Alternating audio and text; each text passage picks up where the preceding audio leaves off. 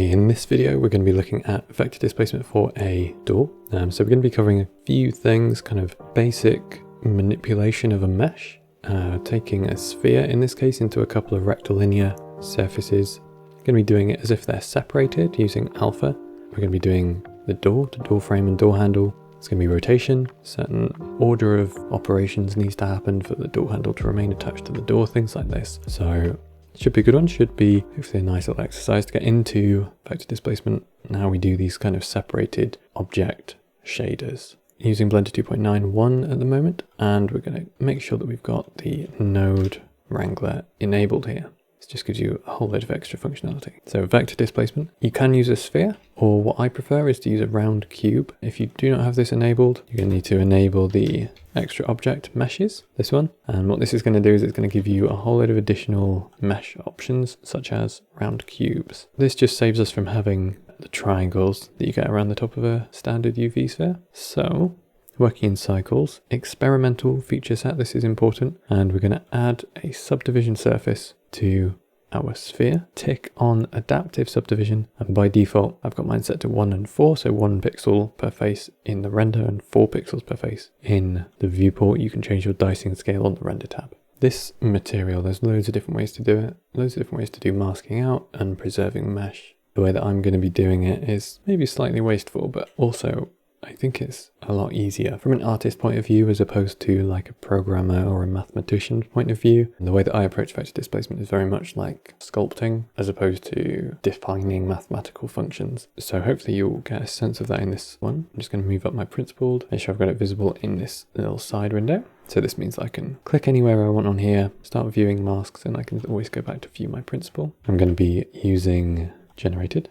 Always using generated, because this is going to come with the mesh, so all of your masks remain valid essentially as you move through. I get my converter vector math, and I'm going to just subtract 0.5. The first thing I want to do is I want to start defining my masks. So I want my door, and I also want a door frame, and I also want a door handle. So I can grab the door handle from any spare bits of mesh, and we're going to have a lot because I'm going to just kind of cut a rectangle through here. So anywhere on these sides is just going to be made transparent. Anytime we have an alpha mask and a displacement mask, I want my displacement to be larger than my alpha, because if there's any artifacts on these edges that get pulled around, I want that to have been dealt with by the time we get to this section that we can actually see. Anytime you think of symmetry, you can just put an absolute on. So now we've got it all positive. If I want to make my shape here, I can just grab a converter separate XYZ. I've got my X and I've got my Z. I can grab a converter math node, and I can use less than for my masks. I keep saying don't use less than, use map range instead. But for an alpha mask and for this, for our displacement mask that is like our largest size one, the one that is going to be invisible anyway, I'm happy to use a less than here just because it keeps it sensible in my head. And it means that also for my alpha mask, I can use like 0.18. You can see it's a little bit smaller, and this means that my alpha doesn't have to worry about the displacement screwing stuff up. I also want a less than on my Z height, just something like that. And if I add another math node, set this to multiply, I can join these two masks together. These are the two halves. I'm also just going to grab another separate XYZ before the absolute, and I'm going to use the Y from this with a less than 0. And there we go. Now you can see that I've got an off and an on for these two. So I can take my door from this side and my frame from the other. So I want to work on the door first. If I just take another multiply, join these two together, then you can see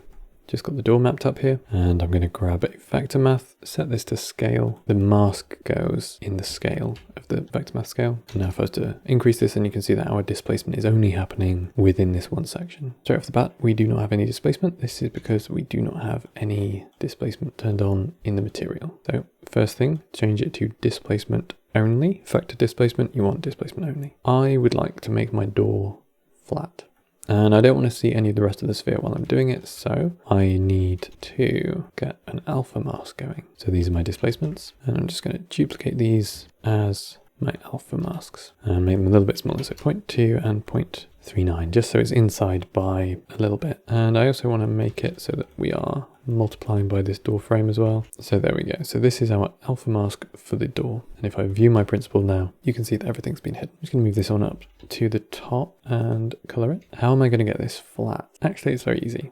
Just so I can leave all of this set up with my masks up here, I'm going to add a new one. So add texture coordinate generated. I'm also going to center it. So converter, vector math, subtract 0.5. I'm going to need the y-axis because we're going this direction to flatten. And I'm going to need to take a certain amount of it, change it to a different value. So converter map range, we need to take the section which is on the door. You can see the door starts actually fairly close in here.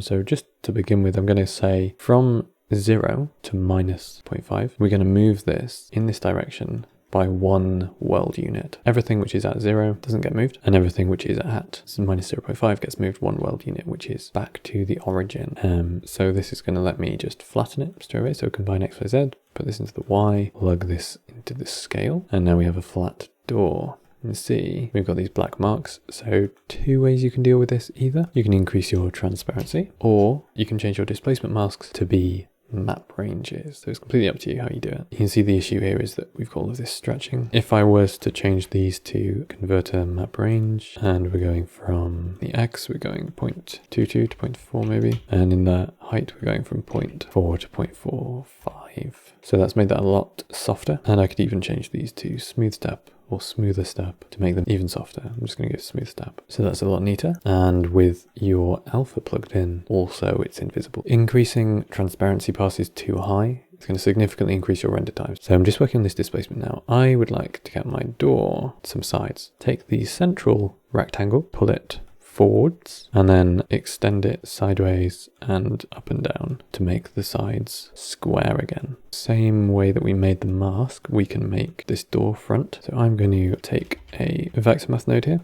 set it to absolute. I'm going to take a separate X, Y, Z. I'm going to take a map range. We're going to go from our alpha mask goes up to 0.2 and 0.39. So we're going to go up to 0.2 from 0.18, something like that, just so that we've got this little bit of fall off. And we're also going to go in the Z axis up to 0.39, which is the outside of the door in the Z, from 0.37. Small amount of fall off. It'll be enough so that we don't break anything, but not so much that we're wasting geometry. I need my masks to be the other way, so just flip the outputs here. To join these two masks together, I'm going to add a converter math node, and we are going with minimum, just because it gives you that nice bevel. So we are going to be moving the top surface forwards. So I'm going to take another combine X, Y, Z, put this in here. I'm going to go now Y-axis. Don't forget for the door, the final thing is going to be this scale. So before the scale, put your add and then join it. We can see that we have pulled our door back really, really far, and we do not need it to go that far. Rather than affecting these, because these are 0 to 1 ranges, which are quite easy for us to manipulate for our X and our Z as well, because we need to straighten these up. So I'm just going to put a math node afterwards here, multiply 0.05. So if I'm thinking of this as an external door, then we have this thickness now,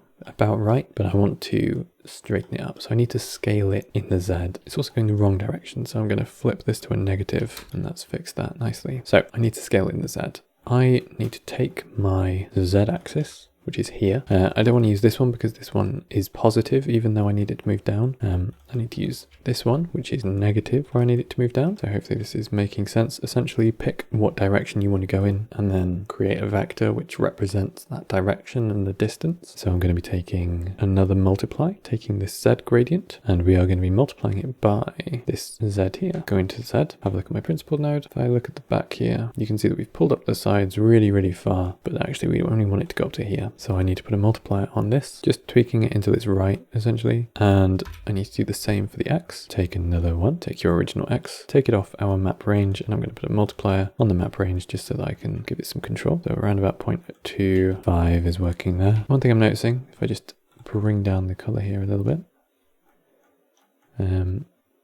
we're getting some like wobble across these edges. This is just from the dicing scale. You can either do this on the modifier or globally in your render settings. I'm just going to go in here, change my subdivision in the viewport down to 2, and this is just going to give me a lot cleaner topology. Let me just join some of these together. So Control J, this is the flattened section, and this one is generating the bevels on the corners. Next thing I want to do is create a few panels as if this is like a panel door, some sort of pattern like this. So whenever we think about doing things symmetrically, just like these panels, I'm going to be taking this absolute out of that frame with Alt P. A nice convenient way for us to make this door pattern is using ping pong. I wish we had vector ping pong. We should have vector ping pong. We do not have vector ping pong. So I'm going to have to use a separate XYZ, and I'm just going to chuck a vector add beforehand. This is going to let me translate in my X and Y nice and easy. And then I'm going to put a math node ping pong on here. Now what I can do with this is I can move things in like this. And I suppose what I really want is to have this lining up on the outside edge. I know that we have to the alpha mask, we are at 0.2. So this wants to be at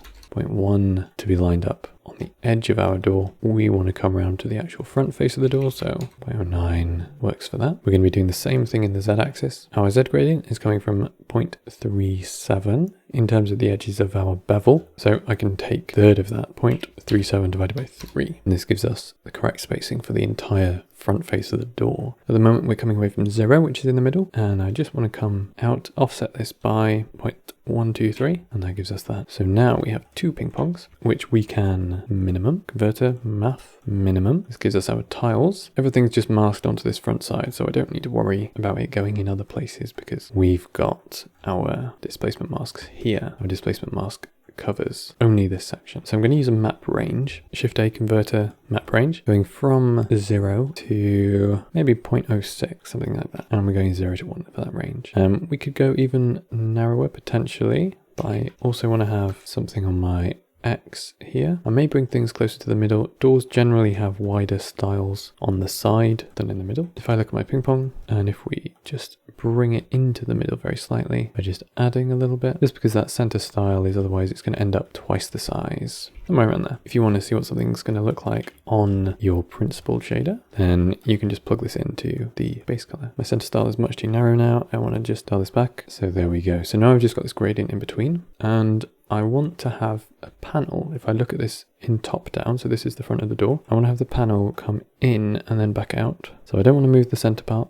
I don't want to move the outside, I just want to come in here. We have a gradient 0 to 1 across this section. I can put a color RGB curve on here and push this down, push this up a little bit, and I think you can start to see what's going on. We can now add this to a Y displacement. So Shift A, converter, combine XYZ, add it to the Y. I just move everything over here, adding another add, vector math add, joining that in, and you can see we've pulled that much too far backwards. So either I could put a multiply afterwards, or what I'm actually going to do is I'm just going to put this down something really low. So there we go. Now we have a kind of paneled looking door. Obviously you can tweak these values as much as you wish. Put this in a frame, name it panels. The next thing I want to do is I want to add a door handle. Now there's a couple of ways that we could do this. We could either generate the door handle from the mesh of the door, pull something out, create an overhang, do all of that fun stuff. I'm essentially throwing away a lot of mesh at the moment though, so I'm going to pull apart from one of the side bits. Always very useful just to put things in frames just to keep track of where you're putting things. First of all, let's generate our mask. I'm just going to do it up top just so everything's together, and I'm going to take another map range, converter map range. We're going to be taking a section from the X, but we don't want it to be absolute.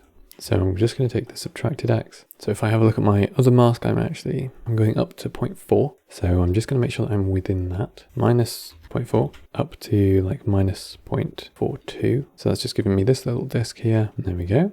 Gonna smooth step on there. So Control J, this one is the handle mask.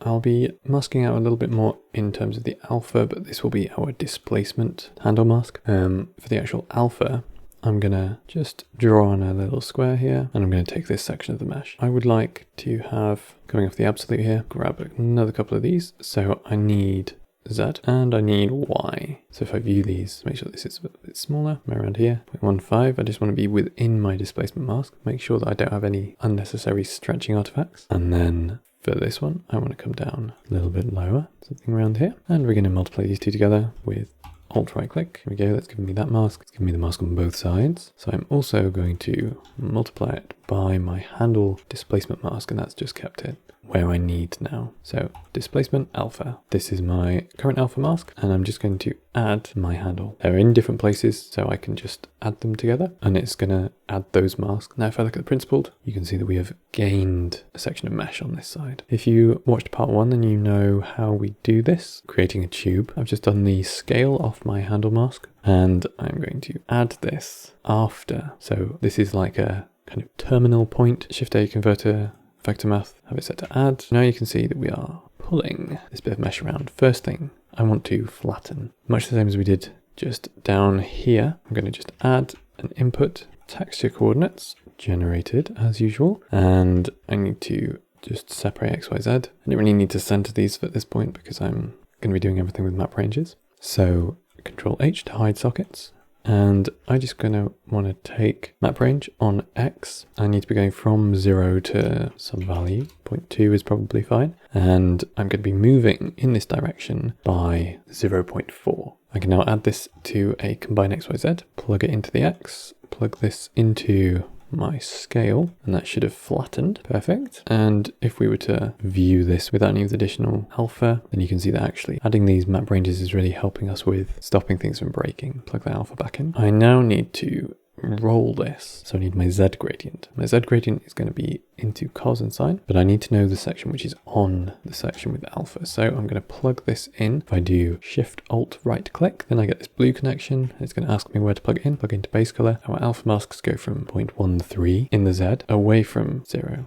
So 0.13 down is 0.5 minus 0.13, 0.37. So that's exactly on that edge now, 0.5 plus 0.13. If I was to flip this, then you can see that we've got our Z gradient hitting 0 at that top edge. I want to be outputting minus pi to pi and put this through a converter math node set to cosine, and this is going to be our X displacement. So I'm just going to split these up, Control J flatten, and this section I'm working on now is the actual handle. So I'm going to just add another combine XYZ here. This is my X value, and then I want to have a converter vector math. I'm just going to add before the scale. We're going to add this combine XYZ. You see that we're going way too far, way too far. And to fix this, I'm just going to add a multiply beforehand. So 0.1 seems fine.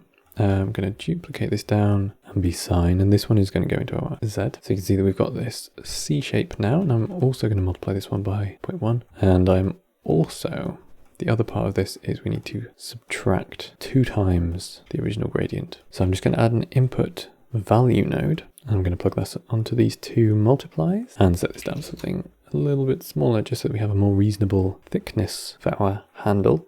So you can see what we're doing now, we're just making a tube, and I need to bend it around. Frame this up, call this one make cylinder. If you're following along and you have missed any of the nodes that I've added, then be sure to check down in the description because there will be high resolution screenshots of the nodes that I'm making in this. I need to translate this a little bit. I want to move it up and across, but before I move it, I'm going to do my rotation so that I can just move it once. We looked at doing rotation in part 1. We need to think about all of the things that we're rotating. So I need to be rotating all of the displacement that's happened to this handle. So my vector rotate, Shift A vector rotate. This is going to go on this final stream here, before the scale node, but after the previous add. We'll be only rotating in the Z axis. So I can just do that, and I can duplicate this down so I have one to rotate the object. If you rotate this, then you're going to be rotating the displacement without rotating the mesh. And if you rotate the whole mesh, then you're going to rotate the mesh without rotating the displacement. Displacement is in relation to world axes. So we need to counter that in when we rotate stuff. Shift A, input texture coordinate. This time we're using object into this bottom one. Shift A, converter vector math. Change this to subtract, and I'm just going to join that up like this, right? So rotate the vector, subtract the coordinates from the rotated vector, and then we can add this back onto this stream. So both of these rotates need to happen in parallel. For us to do that, converter, combine X, Y, Z. This goes into our centers. Shift A, input value. This goes into our angle. So now we should have our ability to actually rotate this handle without it distorting. Make sure that you are before your scale. I keep saying it and I will keep saying it. Before the scale means that I can affect just this component because I'm only displacing this, because when we multiply it by the scale value, you can see that we are falling off to 0 for the rest of this. Okay, great stuff. How do I only rotate a section of it? Well, what we want to do is we want to rotate by pi by 2, which is 90 degrees. However, only for a part of it, right? So I need to mask this out.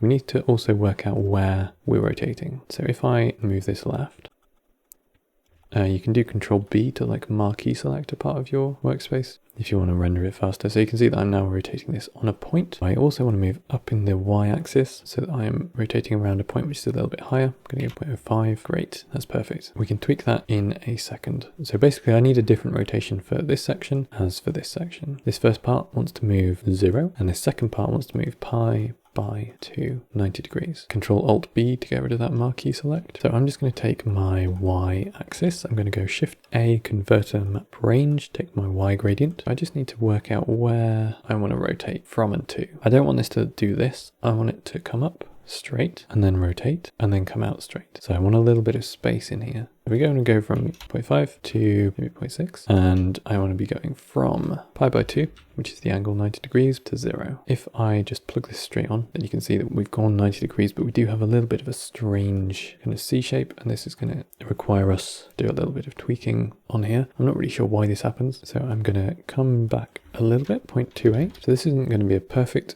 corner. I do sometimes find it's quite difficult to get these things to line up properly. You do seem to get this kind of offset, or at least I do when I do it. I seem to get this offset. So rather than tweaking this until the cows come home, I'm going to switch it from linear to smoother step. This is just going to crease in that corner a little bit, but I think that's going to do it. That's fine for now. This door handle is absolutely huge. So I'm going to essentially trim it off a little bit early. So to do this, I'm going to change the radius for this last section down to essentially 0. So I'm going to take another map range, which is coming off this Y gradient. So I can just take a section off the end there. Let's come down to meet it more or less there. 0.02. I can delete this value and I can go in there. This is really sharp at the moment. I'm just going to go linear and making sure that I'm going up really close to it. So that's giving me that nice little kind of rounded end there. Next thing I want to do, position on the door. So this requires a constant offset. So just going to add a value. Again, this happens before the scale. So if I go into front view, I can move it across and I can move it up. Let's have a look at if we can scale it. So we use vector rotate nodes here. I was just translating it there using an add, but if we use a mapping node, we can also scale it. I'm just going to delete that and we're going to go vector mapping, drop this on here. I'm going to duplicate it. I'm going to take the value from the texture coordinate node for this bottom one. I'm going to take a subtract just so that I can subtract those object coordinates from the rotated and scaled coordinates. And then I also want to add these together. So bring it in just before the scale. I'm going to want a couple of combine XYZs because I need location so that we can position it. I'm going to use scale. I'm actually going to use a value node for. So if you put a gray socket into a blue socket, you essentially have 1 into 3, right? So a scalar 0.5 ends up being 0.5 in X, 0.5 in Y, 0.5 in Z. So it just makes it uniform across. I need to plug this into both. So 0.8. This is going to allow me to actually scale this handle. You can see that scaling down there. I can position it going up in the Z until it's something that makes sense, which I suppose probably ought to line up with one of those rails, but we'll ignore that for now. I'm going to go up with this and I'm just going to push it back just so it clips through that door. There we go. Something like this. Now we've got our scale and our translation done. I'm going to add yet another setup to do the rotation. So this order of operations, you can think of it much the same as you would build something in Houdini, in Grasshopper, in Spurchalk if you've used that, in geometry nodes which are starting to come out now. So there's lots of things that kind of function the same in terms of logic. I will just move it down very slightly. We'll just pretend it's a big door. For me to do the rotation, much like how I have here. So I'm just going to literally just duplicate these nodes because it's exactly the same idea. Another add. I'm going to put that add on here. It's key to make sure that you're naming everything properly. Just annotate it. If you come back to this later, it's going to be a lot easier for you to jump back into it. So this is the handle bend. this section is the scale and position. And this last one that we're getting into now, this one is the handle rotation. So the reason that we're doing it like this on another one rather than just using this rotation is because we need to be able to define the center for our rotation. So just adding a value node, just so I've got the rotation angle on here, and we can now start putting things in place. We're going to be rotating in the y-axis, which is in line with the camera. So let's change both of these to y, but just change it to 0, and I mark out where it is, and then I change it to pi. Then we can see how far out this is, right? So now it's here. I essentially want it to appear on top of where it was. So now you can see that this rotates in the y-axis without breaking anything. So excellent. That's exactly what we needed for this. Here is the door handle section. And it's kind of important that we think about how things are joined together when we want to open this door. So before I jump into making the actual door frame, which is kind of a challenge in itself, let's just have a look at this. So we have currently the door and the door handle now next to each other, joined together in this add. Now, if I make the door frame, I don't want to put the door frame joined here because now the door and the door frame are attached before the door handle. So you got to think about how you're joining these things together. It's much like how we rig bones and you have like Ford kinematics. So I need to make sure that if I rotate the door and the door handle comes with it. So basically I need to make sure that I'm rotating this line of displacement. For me to rotate this line of displacement, I'm going to need to create a new mask that covers both the door and the door handle because I only want to rotate this without rotating the frame. It means I'm going to need a scale node. So vector math scale, I'm going to just drop this on here. And we need to make sure that we are using this mask and also this mask. I can just add them together, right? So math, add both of these. That's perfect. Plug that into the scale. Now what we have is we have this section which is masked out, which is where the frame is going to be. And the rest of this, which is where our door is going to be, which we can see great. So the scaling is done. Let's add another one of our rotation setups. So we've done this a few times already now. Converter combine XYZ, this is for the centers, and also a input value, this is for our angles. So you can see already we are rotating this and the handle is coming with it. They're both fixed together perfectly. So this order of operations is important because if I rotate this, but then I go back and I rotate the door handle, this wants to be rotating correctly relative to the door. Even though it's now moved, we are going in a y-axis, but the y-axis has been rotated. All of our displacement still lines up. It's just process of iterative changes as we go through here. Currently working at 0, 0. I'm going to move across to just so that we're on the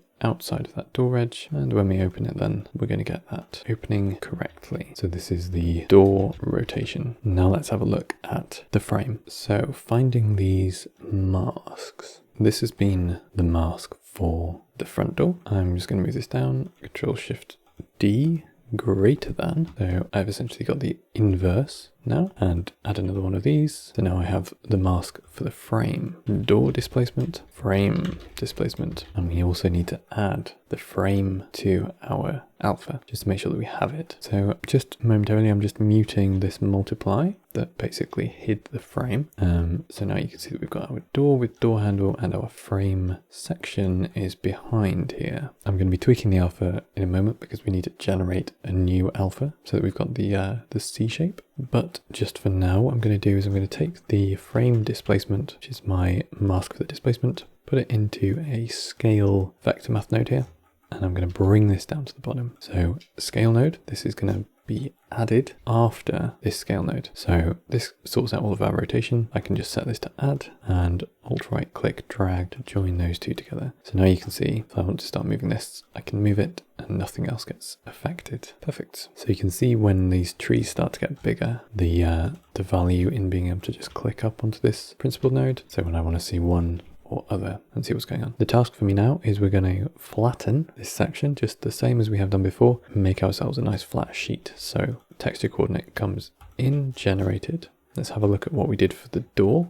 I can just take this and duplicate it down here. Alt P to remove from a frame, generated. In fact, I may also have centered, I did. So converter, vector math, subtract 0.5, take in the y here, and we are going to be going from 0 to positive 0.5, and we're going -1, so we're scaling back in the negative one. Do that, view our plane here, you can see that we've just put a flat on the back of this door. So just while I work on this, I want to hide my handle and my door. So I need to just tweak the map that is being displayed here. So this is where the alpha comes in. So I've just shifted over the alpha mask that I want. So I've just taken the one that shows me both front and back, and multiplied it by this one which shows me just the back half of the sphere. So this just lets me basically see what I'm doing on this one rectangle without anything cluttering my view. So door frame, we want the outside here, but I don't want this side. And also we need to have kind of an internal section like this with gradients out on each side. Let me just take this down here. This is my base color input, just so we can see things with alpha symmetrical. So we're going to use absolute. And what I want to do is essentially make a rectangle in here that I can take off a top edge and side edges. And then I also want to have these like this and this like this. Take a separate XYZ, take map range, and we're going to take a converter math node set to subtract. So my fall off over is going to be quite low. We're going to go something like 0.05, maybe even lower, 0.04, just to give me that little bit of space there. And just going to increase this until we get it up to the edge nicely. I can double check this by flipping my outputs and just checking when these come on. So that's my sides. I'm going to do the same thing, the Z,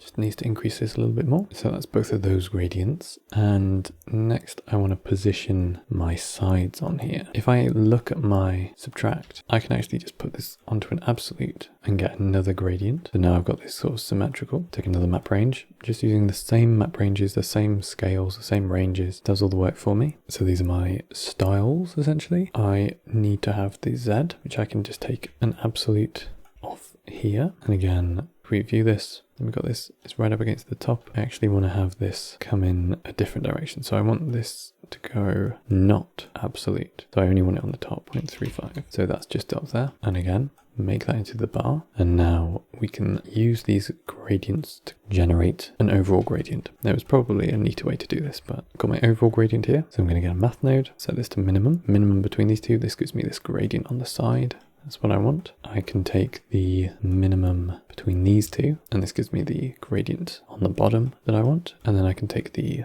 maximum of these two, and this joins them together, nicely mitered in the corners. Again, if this was confusing or not followable, then check down in the description because there will be a high resolution screenshot that you can just take the information from if that is helpful. So now at this point, I can take another map range just on here and from 0 to 1, 1 to 0. Let's make our front face a little bit bigger. We're going to go from 0.5. So this is our Y displacement, and I want to have an alpha mask from this as well, because I just want to cut out that middle section that we're not using. So let's take a greater than 0. Let's have a look at the output of this. This is what we need for the alpha. So Control J, just so I'm masking this, rename it alpha. So there we go, there's that. So I need to make sure that I am using this mask to affect my transparency. So let's have a look at a few of these. If we go back to our principled node and we start unmuting things. So I've got my door frame. Let me just move it back. So I'm going to add a constant vector math. Just have this in a different place here. What I can do is I can remove everything except from the frame. So there we go. I've got everything now. And we can just add this new mask to it. So there we go. So we do have the frame now behind here. So I'm just playing with the alpha channels there just to make sure that I have some control over what's going on. Right now I'm just focusing on this frame. So you can sort out your masks how you need to make your scene most usable. Let's have a look at how we can displace this mesh. To begin with, we can just take this mask here and use this as our Y component for our displacement. So you can see that we've stretched that out a huge distance. Let's go back to something sensible. There we go. For us to be able to get things moving in the right direction, let's just draw on where the 0 points are, right? So this outer extremity should move 0. This point should move up by 1, right? So just saying complete when we say 1, designing a mask here. Same for this one. This one should be 1, but in the negative. And then everything in between just needs to be sort of stretched evenly away from the center point. So how can we do this? So if I take a map range, so I just need to pinpoint where this edge is. So I think it's around there. So now we've got a gradient from 1 in the middle to 0. Flip that around. Now we've got 0 going out here. And the next thing I want to do is I want to take the sign back because we need this to be moving down in a negative direction. But at the moment we have equal in opposite directions, right? So I need one to be turned back to negative. To do this, we have a function called sign. What sign does is anything which is below 0 gets a -1. Everything above 0 gets a 1 and 0 gets 0. If you want symmetry, then you can do an absolute, align your things symmetrically and then multiply by the sign. so that you have your negative back. The reason that we're using the map range here is so that we can use an RGB curve. So this is going to let us control our space. Let's go a vector handle here so you can see what's going on. Basically trying to line up with this edge, something more or less around here. So let's get it up onto that edge, maybe slightly further, and I can delete that point. So now we've got a 0 to 1 back to 0. I can multiply this with the sign. This makes our negative space go negatively. And then I also need to give this some multiplier as well. So we'll start with 1 and you see where that takes us. This can go into our Z. So let's go to side view. As we increase, you can see that we're starting to straighten up this top edge. I don't want to go too far in case you start getting any clipping. So I'm just going to stop just shy of horizontal. Next thing I want to do is pull it out slightly further. I don't think it's deep enough, this door. So I'm finding out where my Y is, and I'm just going to increase this. So going up to 0.2 there. We need to do the same process as we have here on our X axis. I'm going to go Shift D. So it's the same again from 0 to 1 to 0. I'm going to take my absolute X, and we're just going to plug this into this reboot just so we can have a look at it on the principled. Same again. This is all just repetition at this point.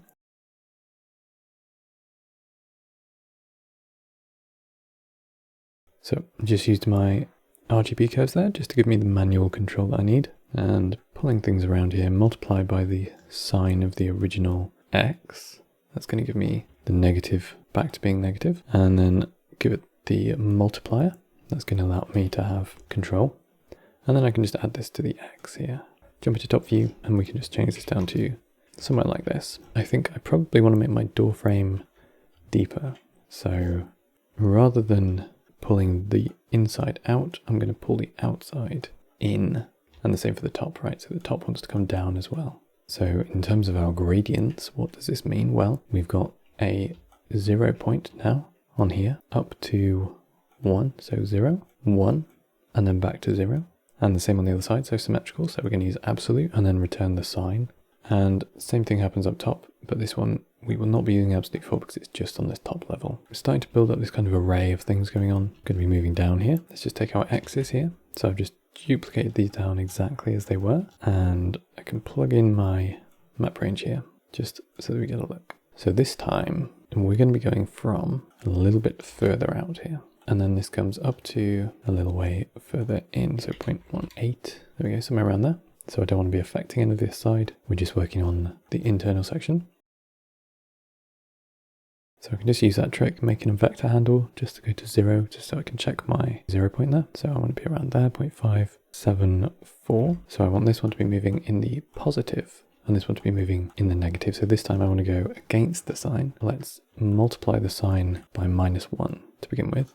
So this inverts it. So now I have 1 on the left and a negative on the right, and I can now multiply this by our gradients. So then we have the negative action over here, and then we've also got this multiplier afterwards. So I can add this to my values here. Just make sure that you don't have anything clamped. That was just causing me an issue there. There we go, 0.05 seems to be about right for them. And now I can just bring in the top. Again, same process. I want to have this line here is 0, this one is 1, and this one is 0. So I just need to take my Z gradient. So around about 0.3, that was about right for the bottom edge there.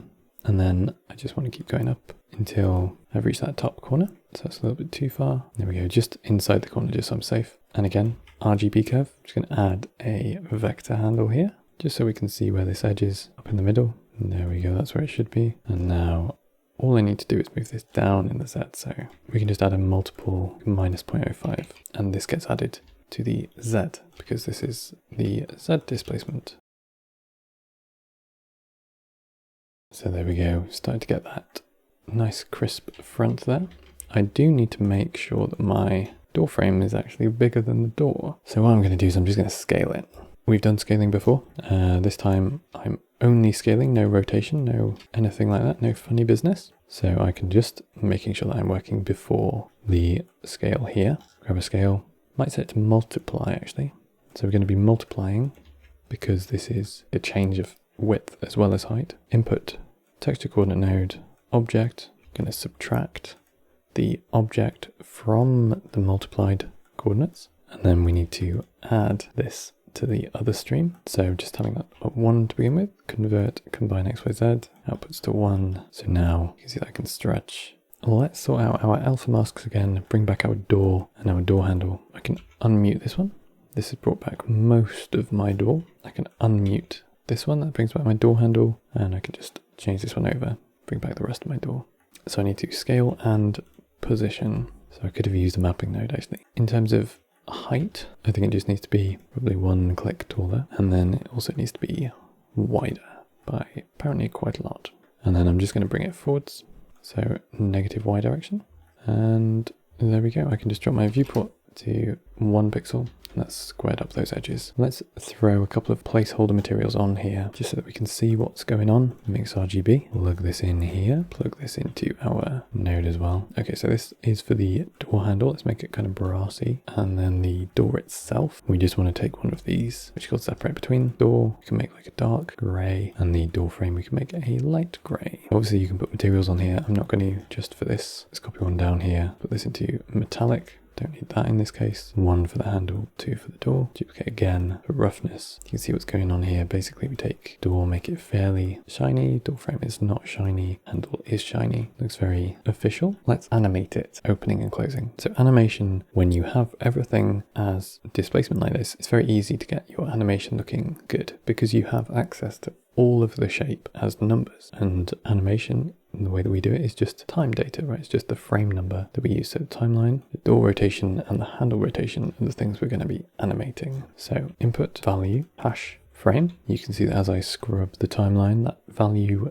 changes, or if I press play, it changes. I just need to loop a section, right? So I could probably get away with 50 frames. I'm just going to remap with a map range from frame 1 to frame 50. This is the full range of our animation. I'm going to output 0 to 1. This is going to let us use an RGB curve, essentially using this like an F curve. Make sure that you plug into the color input, not the factor. And then I need another map range on the other end, going from 0 to 1 to whatever this is. So 0 is 0, and I want to rotate it -0.6. So now we can control the door opening using this RGB curve, and we also want to be controlling the door handle rotation so that it looks like somebody's just opened it. I'm just going to increase my viewport dicing up to 8. I know this makes it look really lumpy just where we've cut around it so harshly. I can set my curves and just do something like that. We can go up to 70 just so we've got a couple of frames static. So I want to make it feel like somebody slammed the door. Open,